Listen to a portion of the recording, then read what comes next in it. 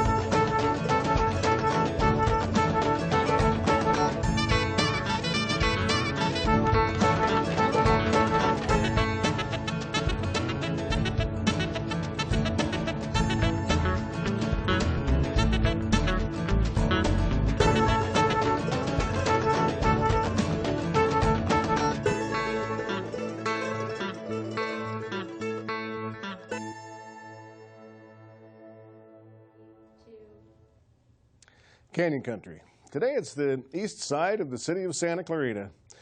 It's got a mix of tract housing and apartments and multi-million-dollar estate homes, lots of traffic, a nicely manicured golf course, a college campus, and cowboy football. It's kind of interesting to think that it wasn't all that terribly long ago that none of those things existed, and they didn't even call it Canyon Country. I'm Leon Warden, and this is Legacy, Santa Clarita's Living History.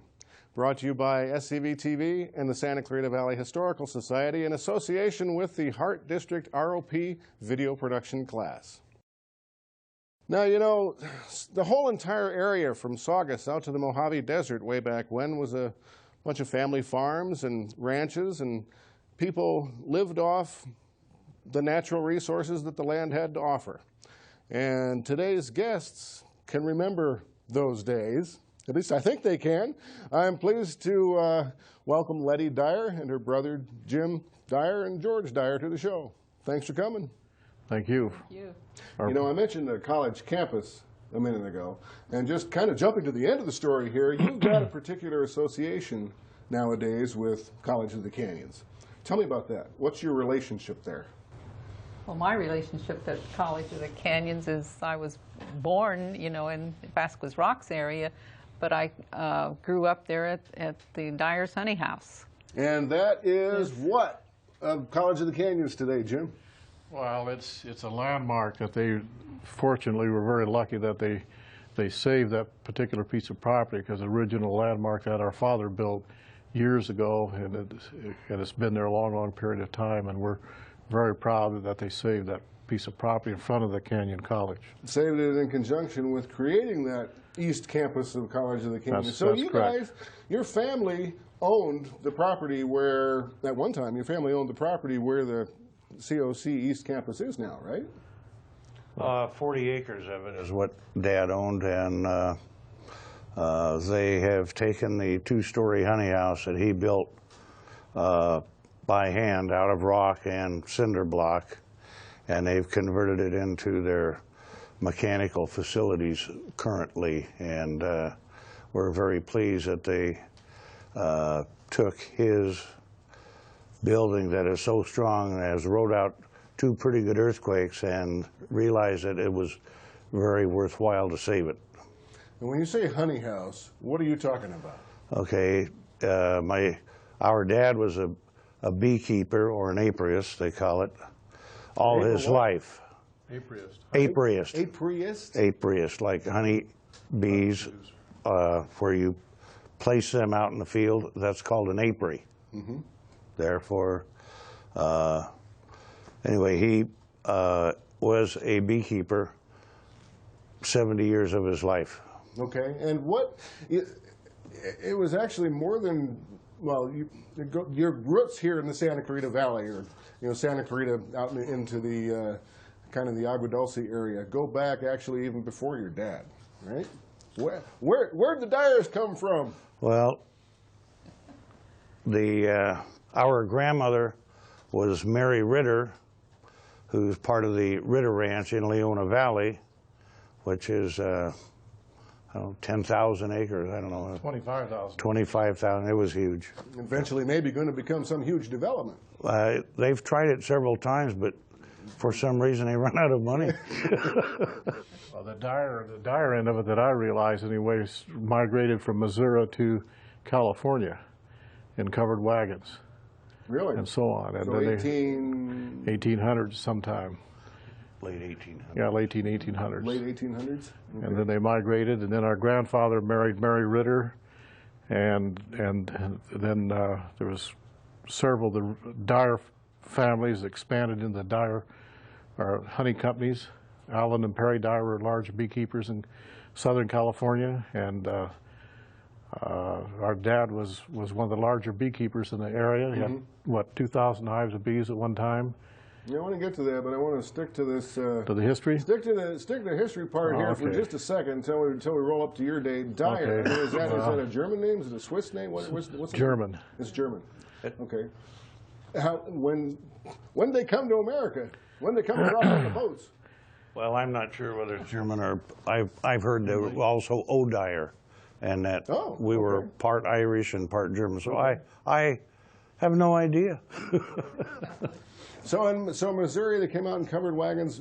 Why land in this area? Homesteaded the area. They homesteaded out in the land, and the Ritters came, I think, prior, similar time, and they homesteaded out in Antelope Valley, and the Ritters ended up with 25,000 acres of ranch land and so forth. And then my grandmother was a Ritter and married the Dyer, and then the Dyer family was married into the Mitchell family, which was another large family in this area that homesteaded and owned a lot of Placerita Canyon, and called the Mitchell Range, and we were all related.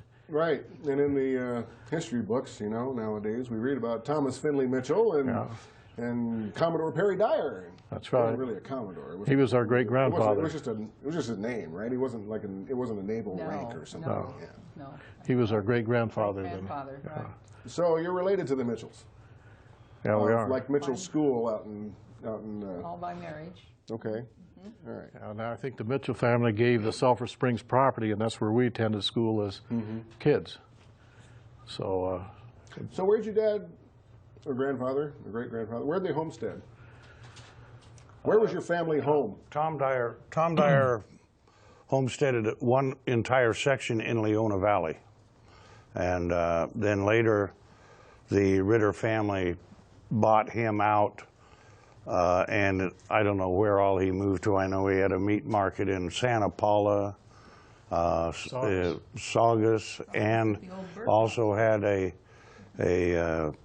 groceries or something. San Fernando, Santa Paula, and Saugus. I know they, according to my father, they had lived in those different places. And Tom Dyer married Mary Ritter, who was the oldest of the 10 Ritter children. Now the three of you, were your parents living here in the Santa Clarita Valley when you were all born here? Yes. Yes. Okay. So if you don't mind my asking, when did you come along, Letty? You want to know the year? Yeah. Is that what you're asking me? I want to know the year. 1934. 1934. And I was okay, the firstborn. Depression baby, huh? Yes, absolutely. Yes, I We remember. kind of go in line here, right? Then came you, Born in Joe. 1937. Okay. And George, you're the baby. 39. Now, tell me the truth. Did you pick on them when they were little? Oh, I was a boss, you bet.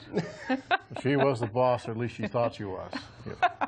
But she did a pretty good job with us because our mother was gone part of the time, and in reality it was some tough times, and she helped raise us kids, so did a good job. Where were you born? Were you born like in the house, or where? I mean, there wasn't a hospital out here, or was there?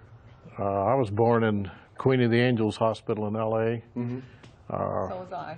Where were you born, George? I was born in Los Angeles. Shoot, I can't remember the name of the hospital. It wasn't Queen of the Angels, but It was a county hospital. But they didn't have to take a covered wagon to get there. They actually had cars, right? That's right. But I guess it took a little while though to get there. How would they have gone? What roads were out here then? Well, there wasn't very many roads, but there was one road going, San Fernando Road going to San Fernando, up over the hills, and I remember when they had Parks owned the oil refinery, and that was being pumped for a long period of time. I also remember when they made the cut on San Fernando Road going north, that oil used to ooze out of the mountainside. And I wondered why somebody wasn't smart enough to pump the oil, and later on they're still pumping it. Yeah. You know, so it's about the only main road going into Los Angeles when we were born was San Fernando Road. Right. And you would have been coming from where? Where was your house? Agua Dulce. Agua Dulce in Mid-Canyon. When I was born, we were living in Agua Dulce. I don't know where they were living when they were born. I have no idea. When I was born, we immediately came out to 5 acres of that my dad and mother had purchased and built this 2-room house, which is still there today. We have relatives that actually live in it and own it now. And where's that? Right at the entrance of Vasquez Rocks. Agua Dulce. Agua Dulce. Okay. So we were very close to, within walking distance, you know, of Vasquez Rocks all that time. Vasquez Rocks was our playground when we were kids. I was going to say, what would you have done in Vasquez Rocks in the 1930s? What was there to do? Were there stores? Was there a restaurant or anything? No. Oh, our entertainment was the movies, of course. That was really a big thing when they all came in, you know, and actually I stayed out of school, I remember, just to go in and watch them. Who do you remember seeing? Oh, golly. I had quite a... They made Arabian Nights out there with Cornell Wilde and Phil Silvers and Evelyn Keyes. And they were there for a good 2 weeks at least.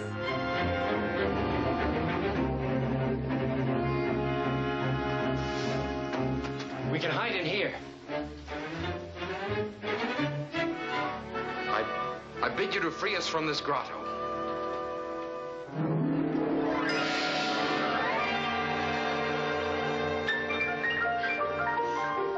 Aladdin, what happened? Can you always do things like that, just like that? Oh, I'll do even better.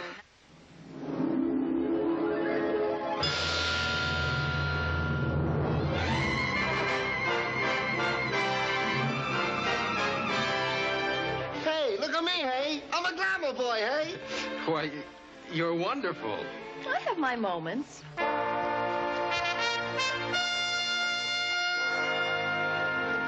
What's this princess got that I haven't got? Babs, if I weren't already in love, I would be now. One particular story that we all remember is that they had trucked in 2 big elephants for their Arabian Nights. And that truck had broke down, and so they took those elephants off and they put them in our front yard. And so, for the weekend or so. Yeah. And we rode the elephants. Yeah, You rode the elephants. that was quite a situation. Yeah. We saw all the cowboys. I mean, if there's any cowboys, I think we saw them all in Vasquez Rocks making movies. We Pretty really much did. anybody who ever made a film. And we talked to all of them there, because there wasn't many people around. We got to talk to them and we watched them do their tricks and acts, and it was pretty interesting. Now, you were just barely born when John Wayne was shooting some of those old Lone Star. I don't westerns remember out him. there, but I don't know. And then I guess Captain Kirk and, you know, Leonard Nimoy and all that kind of stuff was a little bit too late for you there, so you saw pretty much everybody in between, huh? We saw Roy Rogers and Gene Autry and Monty Montana, Hopalong Cassidy. We saw them all, as far as I'm concerned. Randolph Scott was the best looking one. Did you get to, you know, meet and talk, engage with them? Several of them we did. Yeah, several of them we did. I talked to them. Cornell Wilde and Phil Silvers, and that was the days that they had these neat box lunches, and the food was just excellent. And so they would invite me to have lunch with them, and I had some of those box lunches, which were just excellent. So you were growing up during this is during the Depression when you were in late Depression. Late Depression, tough times. And you were coming along, and you know we hear today about you know, people use the D word, you know, and how we're in a recession now. What's your opinion of that? I mean, you know, how do you?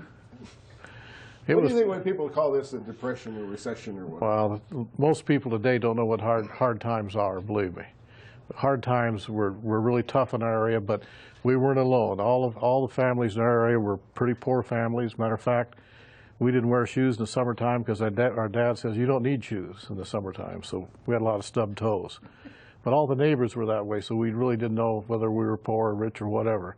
But it was a great place to grow up as kids because, like, Vasquez Rocks was our playground in the back, and we used to go over there and camp out, and we'd get some rabbits or whatever. And one time George and I went over to our grandpa's house. I talked to my grandpa, and he went in the chicken house and got a chicken, goes over the hill with a chicken, and we go back to the rocks and cook the chicken. So we were having fun as kids. That was our entertainment. What's your earliest memory out there, George? Oh, I don't know really. It was very enjoyable living out there, and What was enjoyable about it? just that it was very simple compared to today's society and everything that goes on and all the problems that arise. Like he said, we could go camping in there, and I was sitting here thinking, yes, the people that owned the rocks were very accommodating and very friendly, but now we have all this technical world and all the laws we have to worry about, and on and on and on. And at that time, we didn't have those problems. We didn't even know what people were talking about, but that's how education and progress changes society altogether as far as I'm concerned. And I guess you can have it as complex or as simple as you want to make it. And I didn't want to say much, but yes, I turned 70 yesterday. Therefore, Happy birthday. they're all much older than They're I all am. much older than you are. Well, did you ever feel as if you were missing out on anything? No, growing up like that, and didn't even know what we might be missing, because it was a very simple No life, tough television. times. You probably and had a radio, I right? mean, had a radio, yeah. And when we were first living out there, Dad had a wind generator for electricity that he installed and built up, and we had batteries in the basement of this old house, and we had a 24-volt light system. There was no electricity in Agua Dulce. It didn't come in till 47, 48, somewhere in there. So we cooked on a kerosene stove. We just thought that is the way that everybody else lives as well. And Nice box. yeah, What that time nice did you go to box. bed? You know, 7 o'clock at night, or? Yeah, when it got dark, you went to bed. They turned off the kerosene lamps, and you went to bed, Now, are we sleep. talking the time before you were in school, or? Yeah, well, that was a lot before. During school year. Yeah. Okay. So, what was a typical day like? Describe it. Take me through a typical day in the 30s. First of all, I think in the middle of nowhere. yeah, we've told you a great deal about growing up in the Vasquez Rocks area where we were born, but in, what was it? George was born in 39? Right. And we moved down to the Mint Canyon area in 1941 about. Okay. And George was just a little toddler at that time. So most of his life is all, you know, at the honey house and so forth. Sure. What prompted that move in 1941? Why move from Vasquez Rocks to Mint Canyon? Dad found this property, this 40 acres, and it was a good buy. You What'd know, it cost? $3,000. $3,000 for 40 acres Yes. in Mint Canyon. And a Right. fairly new house at that When you time. say Yeah, Mint Canyon, we're actually, I right. mean, when I think of Mint Canyon today, I think of far up Sierra Highway, but that's not what you're talking about, right? You're talking about actually where South of Forest where Park. COC is, where Right. the East Campus Exactly. is. Yes, right. That property. Right. Okay. So that's what you mean when you say Mint Canyon. Yes. What'd you call it? Did you call the area Saugus? Did you call the area Mint Canyon? Did you Mint Canyon. Call it Mint Canyon. I think it wasn't until, what, about 67 when they invented the name Canyon Country, I think. I sometime think, around in there. So you never even actually lived in Canyon No. Country, did you? No, actually not. I never have referred to it very much as Canyon Country Yeah. either. Yeah. But- So we're getting into, we're coming on World War II. And what was your, you know, as kids, what was your knowledge of what was going We on? got a lot of stories about World War II. I remember we were on a highway, so we saw the movement of troops continually from parts of California going south or north, and we would watch convoys go by our house for Going up maybe Mint Canyon? up Mint Canyon, which was a main highway, Sierra Highway North. We would see convoys go by for maybe an hour and a half solid, convoys going north. Where would they have been going from? I'm not sure if they're going to training out somewhere, back and forth, but they'd go back and forth continually. And then one of the highlights of our trip is and we never had beef for years. We ate deer meat until we were older. We had chickens and rabbits. Yeah, chickens and rabbits. But anyway, one time a supply truck, a semi, caught on fire right in front of our house on the highway, burned up. And we must have been like Indians because the guy down there says, take whatever you want. So we took chunks of meat, eggs, everything, hauled back to the house. Butter, and we thought we were the kings right then because we never ate any better than that, because I remember during that wartime, we couldn't get any meat, and we ate horse meat one time. Really? Yeah. I remember Horses that. were shot or what? I think they were butchered for meat because you couldn't get beef. When you say deer, I would imagine is that deer that your dad Venison shot? that our dad shot. Yeah, because he was a good hunter and he shot local deer, and I don't think we tasted beef until we were a little older. Yeah. When you went shopping, what did going into town mean? Did it mean going to Acton? Did it mean coming to Saugus? Newhall. Newhall. It also meant going to Solomon's store. Yeah. That's about the only place out there, huh? Yeah. Tell me about that. That was a great store. It was a big general store, and you know, when you walked into it, it had stuff just hanging all over the walls and up in the ceiling, and you know, and stuff just laying out everywhere. But Al Clark was the originator of that, and Percy and Hanson got it. Yeah, then they bought that from them. But anyway, he must have had the ins with some people, because anything that was like cigarettes and silk stockings and that kind of stuff, which was hard to get. Silk stockings during the war? They were there, believe it or not. But anyway, he was able to get that kind of stuff. So really? It was wonderful. And it was probably about the only place around to work also. I worked there even. When I was 16, I was a cashier. And I mean, that was the busiest place you've ever seen. They were just lined up there. You know, it became a real phenomena. People in the movie stars would come through there. And that was really great. So Who I do you remember seeing there? Noah Berry. He used to come through there quite a bit. He was a friend of Bill Hart and did a lot of films. Yes, here. right. I want to take a quick break, and when we come back, I want to get just a little bit past World War II and start talking about making honey.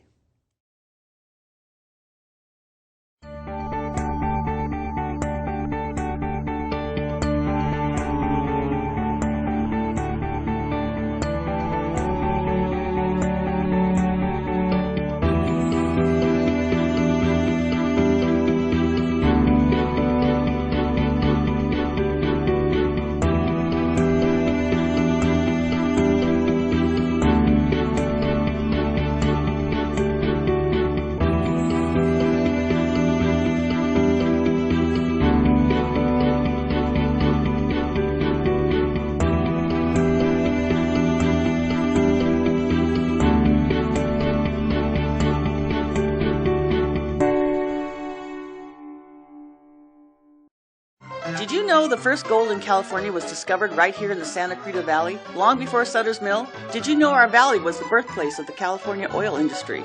Did you know that when Los Angeles joined the rest of the country by rail, the tracks came together in Santa Clarita? You might know we're a popular location for filming, but did you know we always have been? Learn all about Santa Clarita's fascinating history at scvhistory.com or visit the Saugus Train Station Museum in Old Town Newhall, weekends 1 to 4.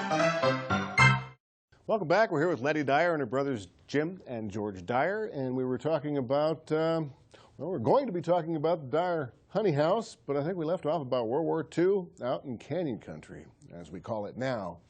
So tell me, any more World War II stories? I attended Sulphur Springs School from Agua Dulce School, and it's quite a story how the first schoolhouse burnt down in McCanyon. But anyway, at Sulphur Springs School, one of my best friends was a young man named Wally Sakaki. He was a Japanese, and he lived down the road from us in Mint Canyon. And one of my best friends, really great young man. We were only like in, we had to be like in 4th grade or 5th grade at the most. And we were in class one day, and all of a sudden, people came in, grabbed him out of class, and took him and his family to Manzanar to a concentration camp. And it really upset all our class, so on. Well, probably sometime later, we were coming back from the north on a trip, and we stopped in Manzanar, and I saw my friend Wally behind the barbed wire fence, and he was so sad. I'll never forget the look on his face. And I never found out what happened to him since, and I've always wondered that. And then the irony of that is, years later, I was hunting in a hunting party with my Uncle James and some of the Ritters, and we're hunting behind this Manzanar area, you know, years later, and here's Manzanar camp, still they're all fallen down. And it reminded me of my friend Wally behind that fence, and I always wondered what happened to it. Where was Manzanar? It was up towards Tehachapi area. Okay. That's bad. Lone It's Pine. just, The Lone Pine? just north of Lone Pine, North of about Lone Pine? 15 miles between Lone Pine and Independence on I forget the number of the highway. Was that the only Japanese immigrant family around? They were gardeners. They were gardeners, and they were great people. But that was the only Japanese in my class. Yeah, that we're involved with. That many around. No. But, you know, I, as a kid, I was probably only 9 or 10 at that time, and I just remember sitting there seeing busload after busload of these Japanese people leaving the area. You know, it was... Never came back. What was your understanding of it as a kid? What was going on? Well, just like Jim told the story, you know, we were at war, and they had to be taken out and put in a prison area, I guess. You know, I was at 10 years old. It was just made me feel sad, and I'm sad today to even think about it. We don't know if it saved lives. It was the right thing to do. I guess history will tell us sometime whether it was or not. But at that time, it bothered us because they were good friends and meant no harm.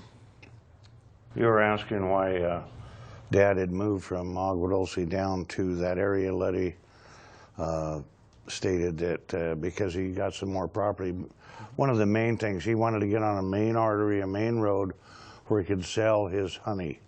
And therefore, it expanded into a honey store, and he did very well with that. We expand on that later, but that was one of the reasons he moved there, was so that he could get some exposure, because this was his main source of income. And when the honeybees were not producing or requiring work, then he had to do other things to make a living. And so he worked 3 and 4 jobs during the year, depending on what time of year it was and what was available and 3 or things 4 like different that. jobs, you mean? Well, he would, for example,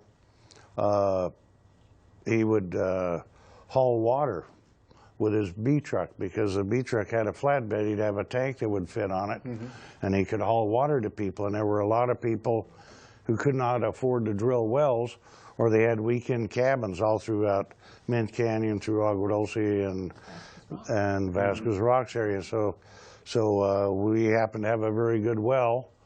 How did we pump water? We didn't have electricity, but we had a Model A engine mounted on a frame with a big wide belt, and that's how Dad pumped water up into a storage tank, and then he would drain it back. And I can remember pumping water many times with a gasoline engine, and they still use them out in certain agricultural areas where it's cheaper to run a diesel engine or a natural gas engine. I was talking to Richard Held one time, Yeah. and who I think you guys know, and he had a photo of a Model T engine running a water pump. So, Sure. Yeah, I guess that was common practice, huh? Whatever you have to do. In Canyon, we had a windmill that Dad constructed out of pipe himself, built a whole windmill, welded it together, and put the big windmill on top, the head on it, and pumped water. And he was pretty neat the way he did that, because he had to pump it on one side of the highway, and he drilled a line underneath the highway, pumped it up the hill, put it into about a 1,000-gallon tank, then it drained into our house, and we had running water. But then I also remember one thing that he did was pretty neat, was because we finally got electricity, like Letty Ann said, 47 or 48. And when we got electricity, Dad thought we needed some air conditioning, so he built a big wood box, and he put burlap over it, and then he took a line from this water from the windmill and put a drip line over this so it run over this burlap and was cool, and he put an electric fan inside, and we had air conditioning. A swamp cooler, huh? A swamp cooler, so it really worked. Yeah. You know, we were amazed. So before you had, how'd you heat water before you had electricity? Kerosene stove. Yeah. But to take a bath? Kerosene was cheap then. Washed Solar? Yeah, Or right. That's about right. Wait, you mean jump in the pool out We had back? an outside shower. That was it. And our mother had a... Gunny sacks around. Right. Our mother had a washing machine. What are you talking about? Right. Huh? What are you talking about? a shower with gunny sacks? Around for For drapes? Yeah, exactly. Okay. So you run the water and stand out in the sun, and that was it. Huh? Well, it sounds like a lot of cold showers to me, especially out. It used to snow out here. We used to take them in big 5-gallon. What size were those tubs that we used to wash? Oh in? yeah, wash tubs, big wash tubs. But then up on the hill, and we all had took the shower. One would take a bath, and the other one would take one right in the same water. You know, blah blah, all down the line. Yeah. Same water. So how did your dad get into the honey business anyway? Got it through the Ritter brothers, didn't Yes, he, George? right. The Ritter family had bees, and they had vineyards and alfalfa fields. They were ranchers, and they had a number of bees. They wanted to get out of it, so Dad bought their bee business, as far as I understand, From Bill Ritter. from Bill Ritter. So about when was this? Wow, had to be in the 40s. It was Wasn't it? late, almost about the time I was born, I say, Yes, somewhere in there. yes. Because, 39 or 40. Yes. yeah, he right. bought it from Bill Ritter, and the Ritter family, they ran cattle. They had almond orchards out there. They had grape vineyards out there. Wheat fields. They did everything. They had to be very versatile. And are you talking up Leona Valley? Talking up Leona Valley, where Godey Pass Road hits Leona Valley, all the houses and everything are gone. But at that time, there used to be a big 2-story barn-looking building there. And the reason it was 2-story is everything was processed by hand. And in order to flow the honey, it flowed from the upper story to the lower story. And then they would put it in 5-gallon cans or jars to sell or whatever.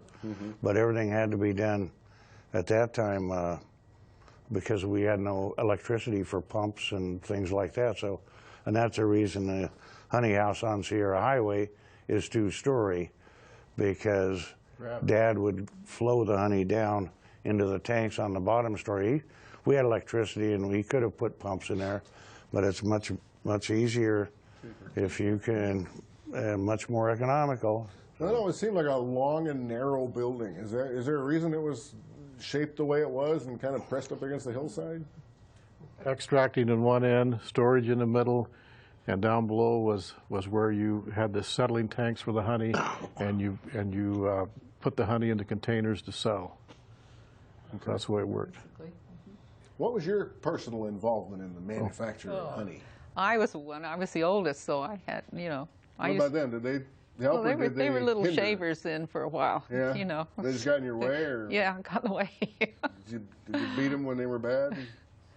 Get him. Well, he fell. Did you make them do your job when they were bad? Not hardly, no. But he fell in. Tell the story of your honey tank that you fell in. We were workers. Oh, I fell into a honey tank, I'll tell you that. But we were all workers, and from as soon as we were old enough to carry a super or whatever, we were working in the bees. Carrying a what? A super. You put the super on where the bees fill up the super, and it's full of honey, and that's what you extract. And the first day I worked for my dad, he paid me 25 cents an hour, and I got 30 bee stings. I counted them. And I thought I wasn't sure it was worth all that. Yeah. But anyway, we survived. But my story about falling in the honey tank is Dad built the first honey house up at Agua Dulce. And that in 1947, he had a... Where exactly? Well, right at the entrance of Vasquez Rocks on the left. Same place where your Same house areas was. where we lived. Okay. And he had the extracting plant on the top level, and below level was where the drainage and the honey tanks were. Well, he went upstairs to check on something upstairs, and so I'm like 8 years old. I decide I'm going to type walk across this pipe that drains the honey into all these tanks. There's probably 6 or 7 tanks. So I'm type walking along, and I fall into a tank of honey right up to my neck, but I'm hanging on to the pipe so I don't drown. And I'm hanging there and I'm hollering for my life for my dad to come and pull me out of the honey. So eventually he came down and heard me, but it was hard to pull me out of the honey because honey's pretty heavy. I would imagine. I mean, Yeah. It's not exactly like water. No, When you're 8 no, years so- old, if you would have gone in below your head, you probably would not have come Well, back they out, wouldn't have huh? found me for a long time probably. But anyway, he pulled me out, and he was mad because shouldn't have been doing that. And so anyway, he pulled me outside, takes a water hose in, and he washes me off with a water hose, gets the honey all off of me, makes me take all my clothes off. Now remember, in 1947, right after the war, he could buy a new truck. And Dad didn't have to go into service because he produced wax for bullets. So he had enough money to buy a new truck then, and so he had a new truck sitting outside after I fell into the tank of honey. So he made me take my clothes off and washed me all off, tied my clothes on the back of the truck, and I rode home in this truck naked because he didn't want to get any honey inside of it. So, but we survived. Back up 1 second. What'd you say, wax for bullets? Honey producers produce a lot of beeswax. And beeswax was used in like the Burmite Powder Company where it produced bullets. Well, he got a deferment. He didn't get drafted because they wanted him to produce wax for the bullets. And so that's what he did. How does that work? I mean, what does wax have to do with? Is it with bullets? Flux or something? Well, I'm not sure if they encased him in wax or they did something with the wax of the bullets to protect them. I think it protected them from corrosion and so on. And so it was a big requirement during the war. And my Uncle Bunt, Frank Dyer, and Dad were honey producers at that time. And they got deferments because they wanted to make beeswax for the service, for the bullets. So it sounds like he did pretty well for himself. He did really well. Yeah? Very well. Buy more property? Made more money. Or sell more property and make more money. Yeah. The war increased the price of honey then. And Well, actually, Had a decent living. doing beekeeping is a lot of work because you have to haul them at night. So they come home at night, get in their beehives, then you have to haul them at night. During the day, you have to work all day long. So I would say from January to the end of August almost, it's really a full-time job, and you work a lot if you're going to make it worthwhile.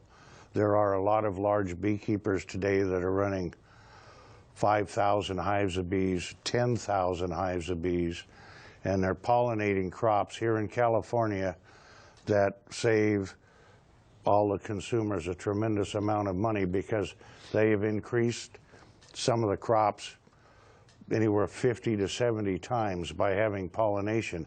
That today is the big market in the honey business because the honey production itself has decreased tremendously, especially in this area. Yeah, what the houses, heck is up with the honeybees these parks. days? What's going on? The pollination business is the main moneymaker at the present time. Yeah, but where have all the bees gone? Where have all the bees gone? There are several theories, but number one, when the Africanized bee came into the United States, and it originated from South America and worked its way up naturally, it brought with it two different mites, a varroa mite and a tracheal mite. The varroa mite is an external mite that lives on the outside of the honeybee, and it eats the larvae and the eggs that are in the brood, which increases the production of the hive, of course. The external mite kills the adult bee, and it's so small, if you can imagine how small a honeybee is, it's a mite that is inside its trachea. It's very small. And it has to be seen with a 100-micron microscope. Then you also have the problem of the Africanized honeybee, which will come so far up north, and then they don't save very much honey, therefore they die out and they float back. And we're in that area where they come back and forth and migrate. I was a state research chairman for the bee industry for 6 years, so I'm a little familiar with it.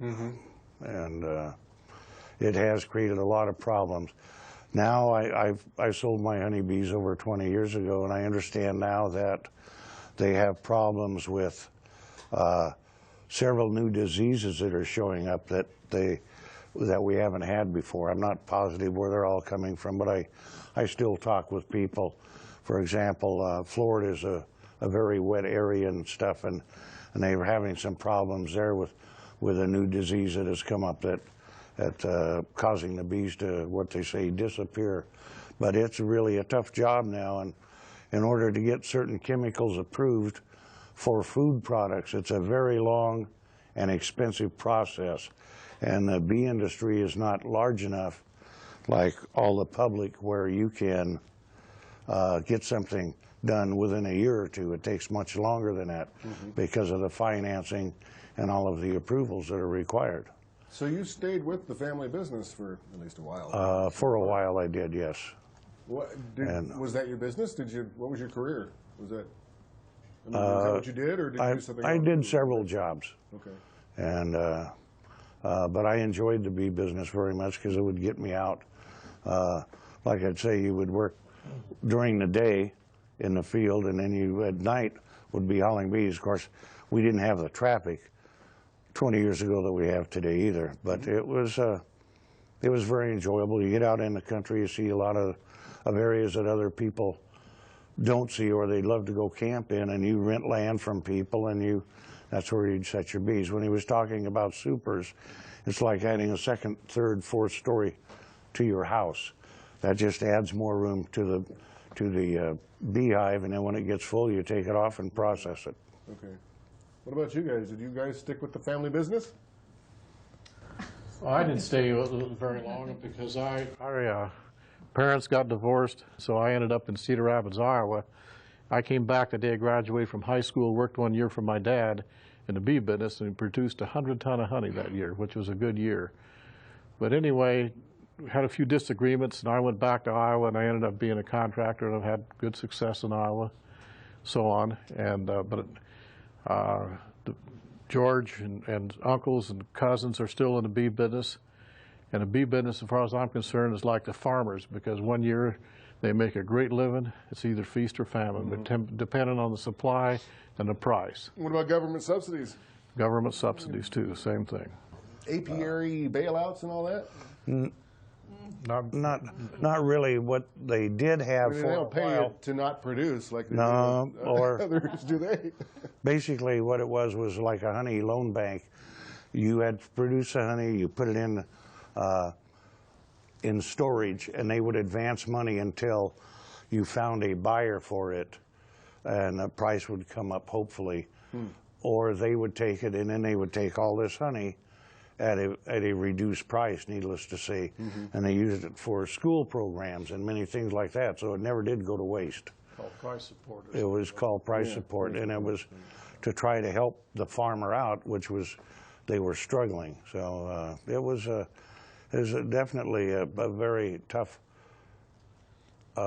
living, and you just, it's like any other job. If you work very hard at it, hopefully you'll be successful. If you don't, sorry. Letty, I didn't want to skip over you telling me what you did there when you worked in the honey house. Oh, How you make honey, anyway. how they make honey? Yeah. I know the bees make honey, but what do you do with it once the bee, does its When you thing? get into, they bring it in from the field and stored in the storage room, and it has to come up to temperature in order for it to flow out of the extractor and be extracted. So anyway, I got in on the job of being the person that put the frames in the extractor, and centrifugal force spun it out. And I did that, when I wasn't going to school every summer. And then, of course, I'd go down into the bottling room, and I certainly did my share of taking the honey and putting them in bottles and labeling them and that kind of stuff. And then at that time, we also had a store. A retail store, a little retail store. At the honey house? At the honey house, Okay. And that was a lot of fun. You met a lot of people, and So you did this as a teenager? Or? Yeah, exactly. I forgot to ask, where did you go to, you said you went to, what? Oh, we I went went to William S. Hart until I was in 9th grade, and then I moved back to Iowa. Okay. Where'd you go to elementary school? I went to Agua Dulce, I went to Mint Canyon, and the very first day I went to school at Mint Canyon, I thought was great. The second day I went to school, some kid burnt the schoolhouse down. And so we didn't have any school. So what we year had, was that? God, You were only. I was 4.5 years old in first grade. 1939 when they burned down Yeah, it had to be Elementary. like I think 40, Tom Drew did it, but like about 41 or 40, probably 42, 43. 40, yeah, about the same Yeah, thing, and so then we had school in Gosh, if kids burned all down right. schools. Went to school in a rock garage for a while, and it was in an abandoned gas station. They started school again, and another girl and myself were in 1st, 2nd, and 3rd grade. The only ones in our class, 1 to 8 grades, 1 teacher. And then we We moved to Agua Dulce, one-room schoolhouse, same teacher. And then finally, that school consolidated, went to Sulphur Springs, same teacher, 1 to 6 grades now. I had the same teacher all during that time. And then finally ended up at William S. Hart in 7th, 8th, and 9th grade. And then I left the second half of 9th grade. William S. Hart Junior and Senior High School. Right. Yeah. Did they figure out who burned down the school? No, they never did figure out. Do you know? No, I don't know. It wasn't me. But I do remember one thing. I always remember that school. The first day I went to school, when you saluted the flag, you stuck your hand up in the air like this. Have that thumb down. Yeah, thumb down. And then they changed that because of the German War. Then you put your hand over your heart. And so I still remember that. Yeah. I remember at that particular, at the Mid-Canyon School, that's when we were saving, we had those stamps that you put in, savings stamps, you know, to put in for a war bond, and then when you got 1875, then you got your bond. So I remember doing that, and that was helping with the war. Yeah, right. And so where were you going to, where'd you go to elementary school? Sulphur Springs, and I graduated from there. Which is where it is now.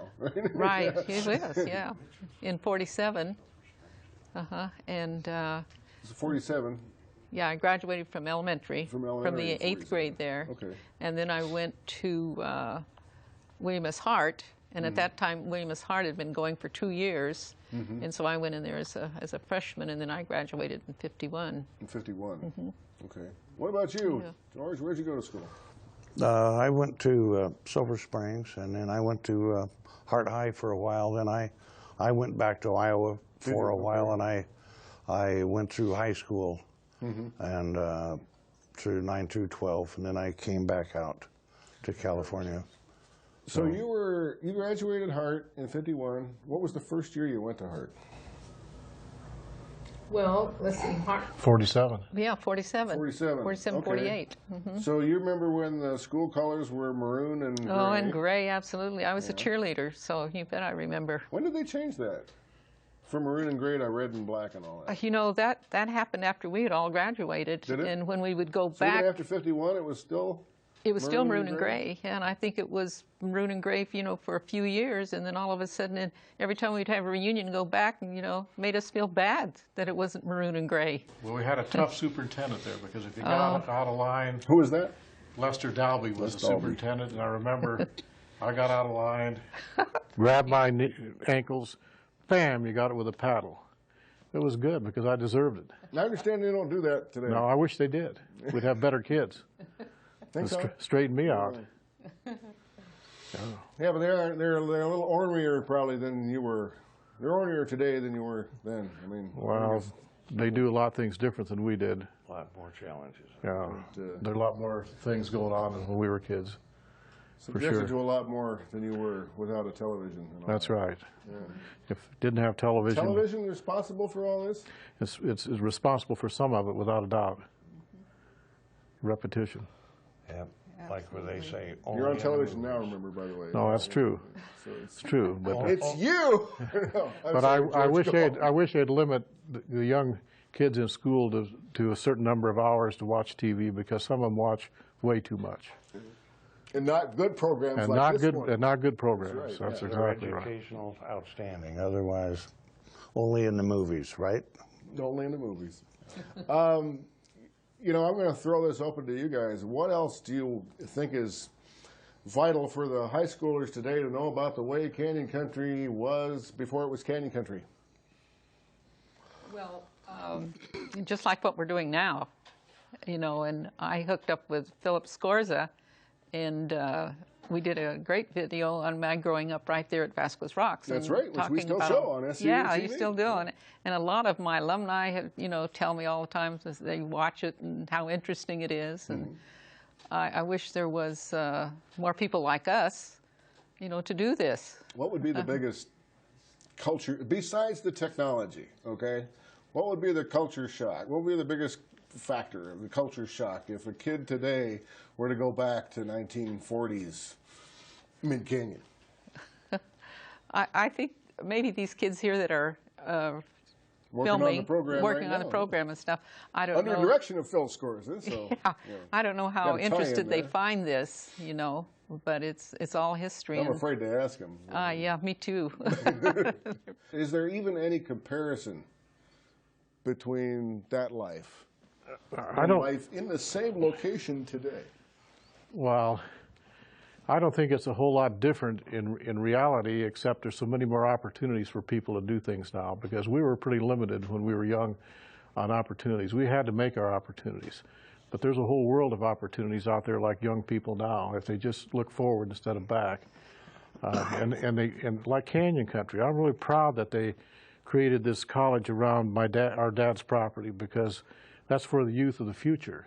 And today we visit, we find out they're also training people now to do trades instead of just computer work and so on, which we need because we're running out of people in those fields, especially where I'm in the Midwest right now. We need people that are educated in the trades and so on, and they're hard to find. But with Canyon Country schools like that, we're really fortunate to be able to do that. I ought to give my right arm if I was a kid to be able to attend a school like that. I really would. Yeah. It was tough to do. We went through the child center up there that they've offered for the students there to take care of the children. Mm-hmm. Why, it's unbelievable what we saw today. Yeah. Our chances of going to college were awful slim when we were young. Now they have a golden opportunity. They have that opportunity to get that education. We all attended some college, and it was difficult because there was no grants, no loan programs. We had to pay for everything. I remember I worked 2 years on construction, sold every asset I had to go to college, and went a year and a half, run out of money. Mm-hmm. And then I went into construction business, and I found out the guys that owned the shovels make the money, so I bought a lot of shovels. I think that there is a tremendous opportunity out there for the young people today, and there's a lot of other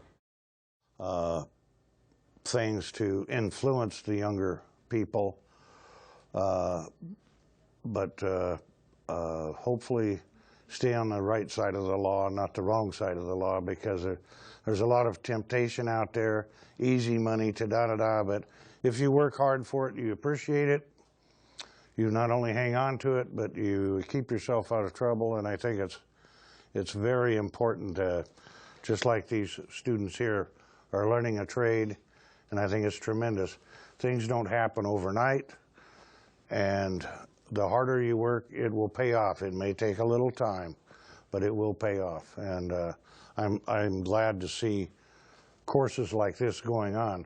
Same way with College of the Canyons. Today we learned that they're building a brand new area up there right behind the honey house that's going to be auto shop classes. It's going to be electrical classes. It's going to be computer maintenance classes. It's going to be a big trade tech area up there, and I thought that is great, because pretty soon, like right now, they have a lot of computer technicians that are out of work. Well, perhaps and it is a very technical world today, and you've got to keep up with it.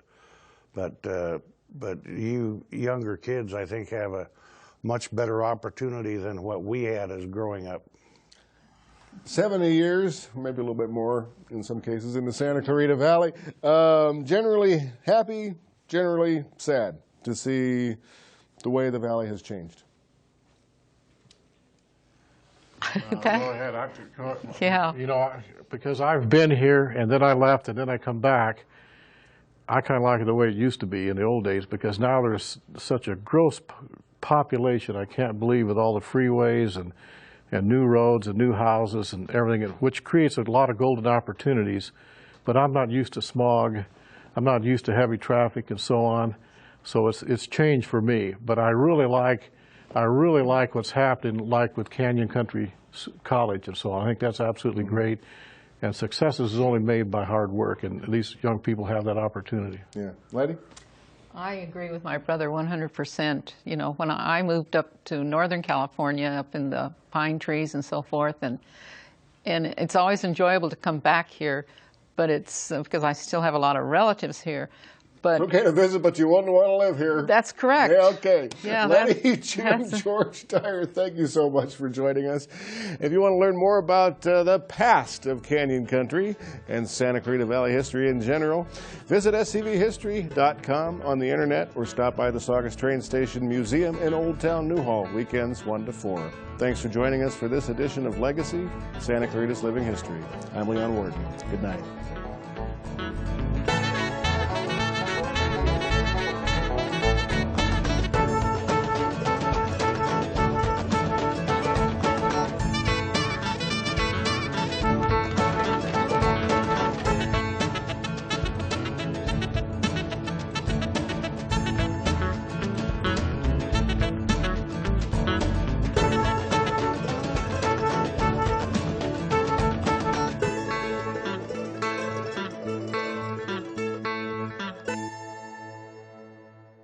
To purchase this program on DVD, call the SCB TV Media Center at 661-251-8820 or send email to info@scbtv.com.